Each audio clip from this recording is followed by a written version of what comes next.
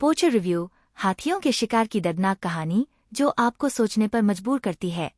पोचर शुरुआत से ही साफ कर देती है कि ये एक गंभीर मुद्दे पर बनी गंभीर सीरीज है जो आपको कई ऐसी जगहों पर लेकर जाएगी जिसे देखकर आप बहुत कुछ महसूस करने वाले हैं। कैसी है आलिया भट्ट के प्रोडक्शन बैनर तले बनी ये वेब सीरीज? जाने हमारे रिव्यू में। वेब सीरीज पोचर की शुरुआत एक हाथी के जंगल में बेरहमी से हुए शिकार से होती है।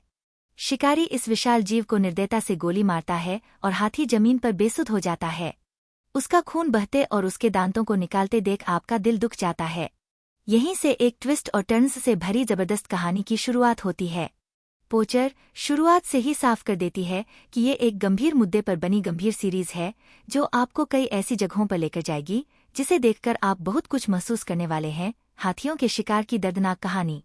भारत में 1991 में जानवरों के शिकार पर रोक लगा दी गई थी। भारतीय वन्यजीव अधिनियम के तहत ये किया गया था। 1995 में केरल के फॉरेस्ट डिपार्टमेंट ने देश के सबसे बड़े हाथियों का शिकार करने रैकेट का पर्दाफाश किया था।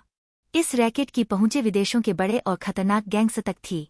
सीरीज के डायरेक्टर रिची मेहता ने इस सब्जेक्ट पर गहरी रिसर्च की है और ये बात पोचर को देखकर साफ समझ में भी आती है। हाथियों के शिकार, हाथी दांत की गैरकानूनी तस्करी और उससे जुड़े अलग अलग रिंग्स को आप सीरीज में देखते हैं।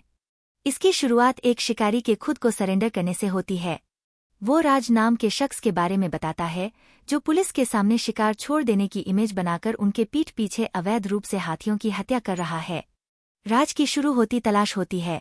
सीनियर फॉरेस्ट अफसर नील दिबेंदु भट्टाचार्य अपनी एक टीम खड़ी करते हैं जिनके ऊपर हाथियों के शिकार को रोकने और इसके पीछे छिपे लोगों का पर्दाफाश करने की जिम्मेदारी है।